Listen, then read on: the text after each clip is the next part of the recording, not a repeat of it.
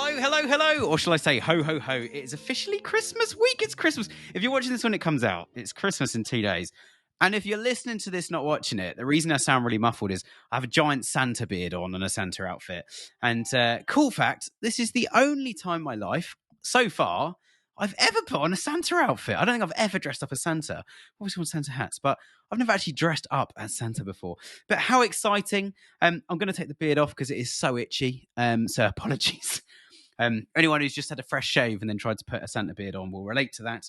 But anyway, how exciting. It is Tuesday Tea Break Talks. This, I think, is going to be our last episode second to last episode of the year. We're doing another one of these next week. I will be back. I'm going to be talking about next year next week. And today we're going to talk about this year, 2025, and what has been going on and what has happened in the world of e-commerce and the world of Shopify and a few other bits and pieces as well. As always, I've got the iPad of justice with all of my, we never call it that. I'm just in a very hyper mood because I've had too much coffee today. And we're going to go through some fun statistics and some other stuff. And then I'm going to say a very Merry Christmas, and I'll be going for Christmas because I'm actually on my Christmas break already, but I couldn't miss a Tuesday Tea Break Talks. So Amazon delivered a very itchy outfit for me. Anyway, tea of choice this week, mince pie and brandy, which I'll be having later. And not in the show, unfortunately, we're having it later tonight. But anyway, let's talk about what's been going on this year. We normally kick off with quote or fact of the week. But I'm actually going to go through facts of the year. This is taken from a blog post that Shopify put out. It would have been 2nd of December. The post was put out, but it's been edited and updated twice. So some things have obviously changed. So there's been loads going on, and I'm going to go through some of the statistics specifically from Black Friday, Cyber Monday, because they're quite crazy, and quite a few of the stats as well have a comparison to last year to put some level of relativity on it as well. You can tell I'm on my Christmas break. I'm not on my A game when it comes to acronyms and adjectives. But anyway, let's go through some of this stuff then. So over Black Friday, Cyber Monday, Shopify recorded 14.6 billion in global sales from merchants. This is insane, though. If you're like, that's just a big number, that is a 27% increase from 2024. So if you think about your company growth or an organization as big as Shopify and the kind of growth that Shopify are trying to experience. Sorry, someone's trying to call me, which is why I'm clicking buttons in the background. Right, let's close that, turn that off.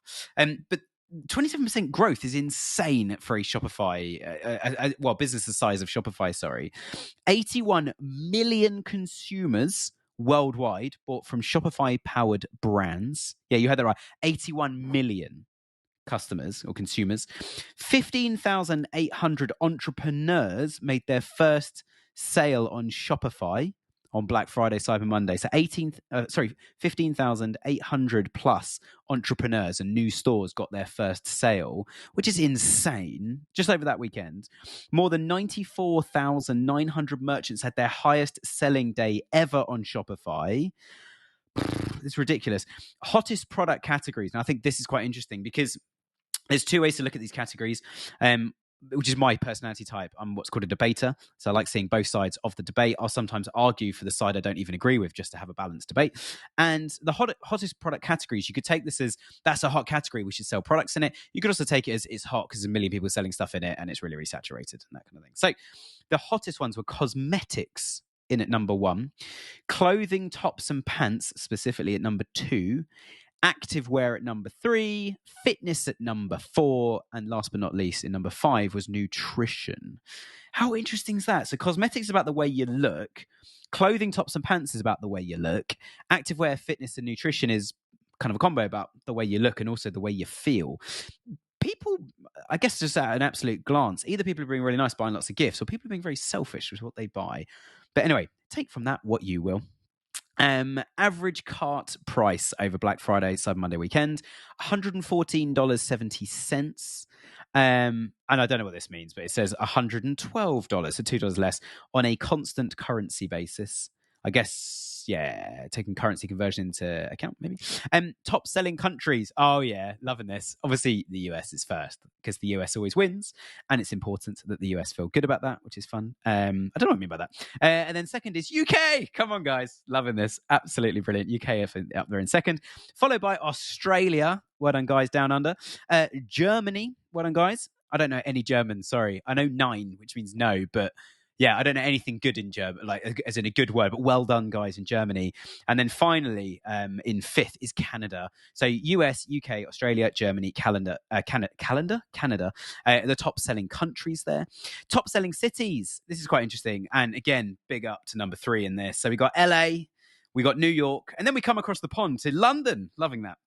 London in third global top-selling city for Shopify sales, for Shopify consumers, people buying from Shopify stores. And then we're back to the US for San Francisco in fourth, which I visited, lovely city, and also Miami in fifth. I've been to 3 of those places, which you can have a guess as to which 3. And I won't answer because it's a one-way thing. You're listening to a podcast.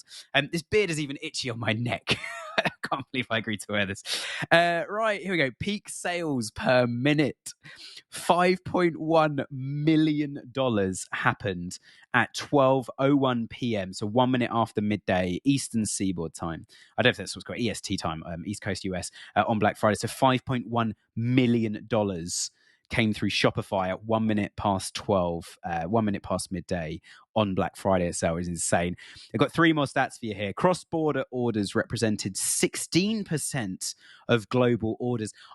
It doesn't say that compared to last year. I wonder how much that's increased given the popularity in 2025 of what's called Shopify markets, where you can quite quickly and simply set up another currency, language, etc. of your existing store. And it's much easier to manage inventory and things using that. So I wonder how much Shopify markets has contributed to that. It's quite interesting.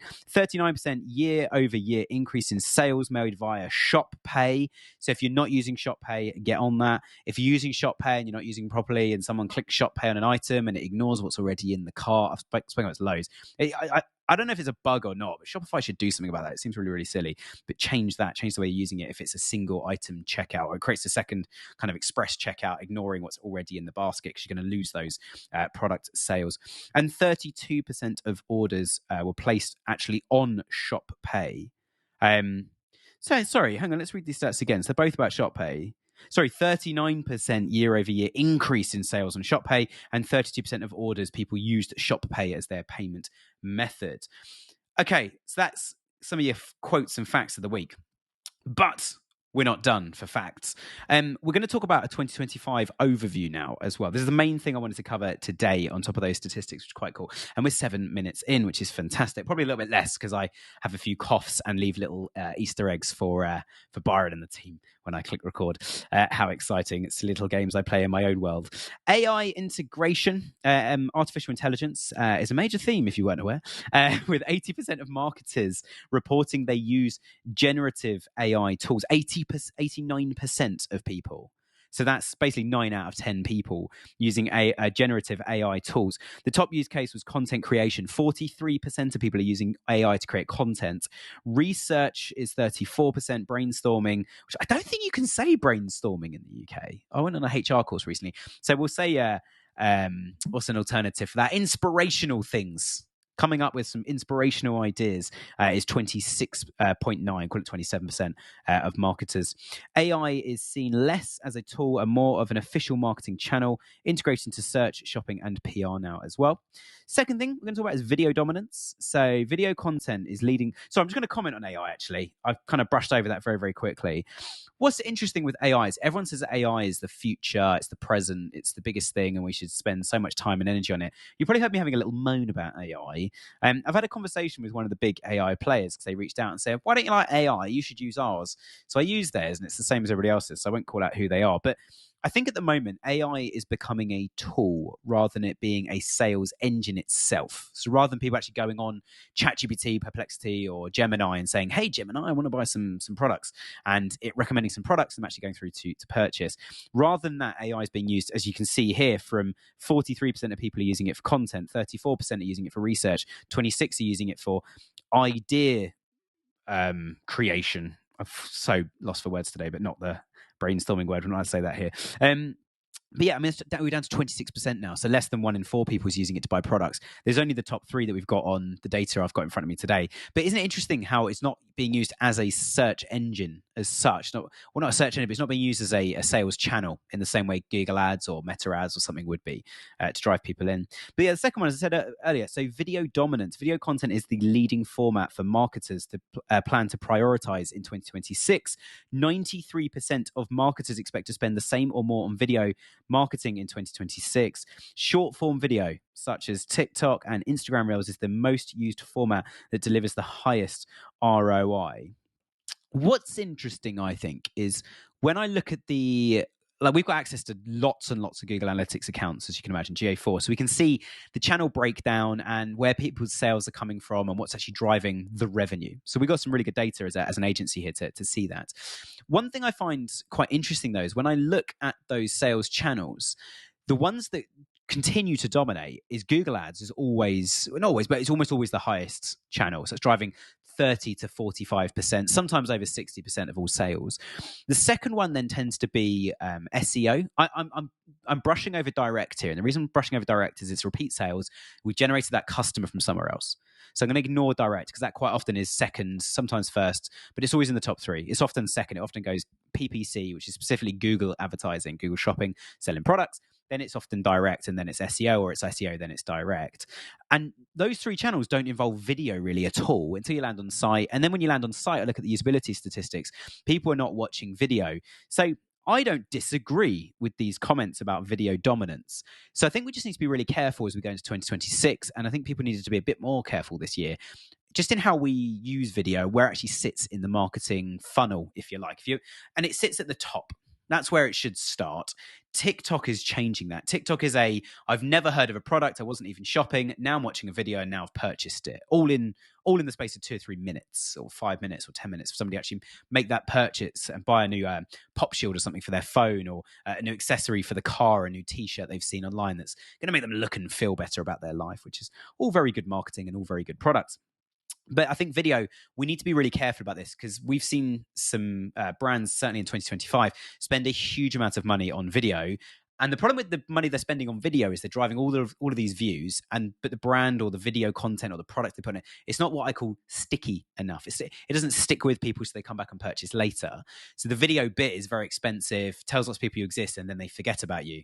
So a lot of the money you're spending on video then gets wasted because it doesn't generate sales. This is where you need a full funnel approach to this, which is as soon as somebody's watched a video, how can we encourage them to click or do some sort of interaction? So at least now they've hit my website and there's some sort of cookie interaction through the browser. So now we can do some remarketing and hook them in. Or if they then later go on Google and search for that new phone holder for their car, for example, when they're looking for that phone holder, we've already shown them the phone holder they should buy, or that gardening equipment, or whatever it might be. So be really careful about the way you use video. And this is one of the biggest issues I've seen in my SEO career, which is coming towards 20 years now. So I've seen a few things over my time. I sound really old. I've seen things. But with the SEO side of things, we're trying to pull together the PR team to help build links for us. We're trying to pull together the video production team and whoever deals with video and creative, because everything they're doing on YouTube is great, but we're not getting enough views and it doesn't link back to the site. All the different marketing bits tend to come into one big epicenter to make your SEO go faster, make your conversion rates go up, and make the brand more sticky so you get more brand search on Google, which on SEO, it's free to get the clicks. So I think with video, what you really want to do is get all the different heads of different teams around the table and say, right, guys, we've got the budget to shoot video. We are shooting video. What else could we do with our video content that could be smarter than this? Is it actually we should make some installation videos? So once you bought the product, you then get sent a video, and this is how to install and use your product, for example. That could be quite good. And actually, that can also be used as pre-sale. If you buy this product, here's a video of how to use it. And I think any DIY product I've ever bought, it arrives and you're like, oh, the screws it's come with are rubbish, and I need to get exactly the right size screwdriver, and you kind of put it off for a bit. If it's like, no, everything's included in this kit, or your product's going to arrive in 3 days. So in the next 3 days, you need to get a drill ready and charged up. You need to have your wall plugs, your screws, spirit level, and there's literally a step-by-step video. These are the 8 tools you need, and we'll show you have the video playing on your iPad or your laptop or something while installing the product. I think video can be really powerful there, both pre-sale, post-sale, which is then going to come back to support the business more, because I'm going to buy from them because I literally did a demo video of how to set up those shelves. I'm going to buy all my shelves from now on from these guys. What else do they sell? What other emails are coming in? Plus, I'm going to leave a review because I was so happy. And the reviews mean more people want to buy because it's highly reviewed and highly rated. And the third thing as well is that data-driven strategies. We've doubled down on this in the agency this year, and I'm going to tell you a little bit more what we've done and why we've done it in a second, and how it affects you guys. So marketers are increasingly using data to inform their strategies, with data analysis seen as a critical way to improve ROI and reach target audiences more effectively. The reason I want to pause on this one for a sec is I don't disagree with any of that. And actually, you probably could have written that as a what's happened in 2025 and what we think is going to happen in 2026. You probably could have written that any one of the last 10, maybe 15 years, that there's more data available, so we're using more of it. What we seem to be finding more and more of now, though, is brands are, with all the data available, brands are becoming time poor to actually analyze it properly. And half the time, it's not having the experience or the know-how to actually go to the right piece of data in the first place to then start and do your analysis. So what we've been doing is we've doubled down on data as an agency, and our whole website now it's profitable revenue growth, and it's all about the data. And actually, with a lot of our clients as well, we're starting to get to a point with every project we do, every SEO recommendation we put forward, every SEO change we deploy, everything we do on Google Ads, it's always the sort of, if I can't show you this is going to widen your profit margin and make your business more profitable, I'm not sure I can justify actually doing this thing. And we put them into the two buckets. So 80% of the time, we are spending 80% of the energy on things that are like, right, I've checked all the data. These are your products that actually sell on Google Ads. These are the ones that actually make profit. These are the ones with the biggest margins, but they're not getting indexed and showcased enough on Google Ads. So we're going to try and index and showcase them more because they've got bigger margins. So even if the ROI comes down slightly, we got more margin, we make more profit, and we can get hold of those products quicker. 20% of the time then, so that's the 80%, 20% of the time then, creative. Let's just change something on the website that just, without even looking at the data, completely irrational, seems oddly, let's change the color scheme slightly. Let's move things around on the product page. On the collections, let's put 3 in a row instead of 4 and just see what happens. And then it comes back to the data. Do something creative and a bit wacky. Even ask your customers in a survey, guys, what do you think we should be doing? So those are the big 3 things that have happened in 2025. Final thing is we've got a webinar coming in January. I think it's waiting on me to agree a date because I'm going to host it. But TaxCloud and Saguna are going to be talking at that. So keep an eye on your inboxes. If you haven't already, go to wwspodcast.com, sign up to our newsletter, and make sure if you sign up to the newsletter, you'll be first to hear about that as well. And we're going to be announcing something very big, very exciting in January. Announcing in January. It's happening on 1st of September. And we're just waiting for Mark from our lovely partners at Glaze to update our website for us, which I'm told is going to be live first thing in the new year as well. Time for Quivia, and then we're off. Quivia, if you've never tuned in before, it's a question about a piece of trivia. But today I'm just going to give you a really cool fact. And we selfishly decided to have the Santa special, Santa being me, to have the Santa special. In fact, there's actually bits of beard on the microphone. How exciting. We decided to do a question about the podcast today. So the question is, and I made a slight typo. I'll read it out with the typo, and then I'll read it out with the correcting the typo. What WWS channel guessed the most weekly views? And now I'm going to read it properly. What WWS, so Winning with Shopify channel, gets the most weekly views? Is it Instagram, Apple Podcasts, TikTok, Spotify, YouTube, or Amazon Podcasts? So I'll go through this again. So is it A? It's like a pub quiz, this, like a Christmas quiz. Is it A, Instagram, B, Apple Podcasts, C, TikTok, D, Spotify, E, YouTube, or F? Is it F, Amazon Podcasts as well? So have a quick think. Shout out your best answer, especially if you're in public. Just shout out, Winning with Shopify is awesome, and it's this channel. The correct answer, turning my iPad off for the Santa special today. The correct answer is Instagram. We, a few weeks ago, hit 1 million views on a single reel that we put out shortly after the show. And I was reading the stats. I think it's 1.3 plays per person.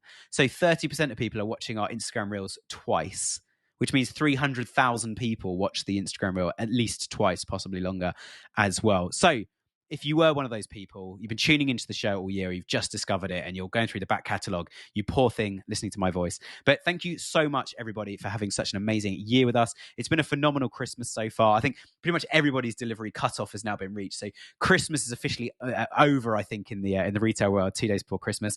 If you haven't already as well, and it's a super last minute, Boxing Day, I read out a stat a week or two ago. I've shut my iPad now, but it's on there somewhere. I read out a stat. Boxing Day is one of the biggest, I think it might be the biggest grossing day of the entire year. It's actually bigger than Black Friday for a lot of brands. I don't know which one's bigger overall. Apologies, I haven't got the data to hand. But Boxing Day is an enormous time. Even if you're not on sale, loads of people are shopping on Boxing Day. Yeah, 2 days after they finish work, and they're already looking for some escapism from the family, who I'm sure are lovely. Thank you so much for tuning in. I hope you have an incredible Christmas. I am going to be back next week. We're going to be talking about 2026 ahead of the new year coming in as well. So an amazing Christmas. I hope you have an amazing Christmas. Love to you and all the family. Again, thanks so much for tuning in and being part of everything we do. Thank you for all the emails. We've had thousands of emails this year from you guys. Thank you so much. It's been absolutely awesome. And I'm so looking forward to both next week and into 2026. An amazing Christmas and a happy new year. And goodbye from me.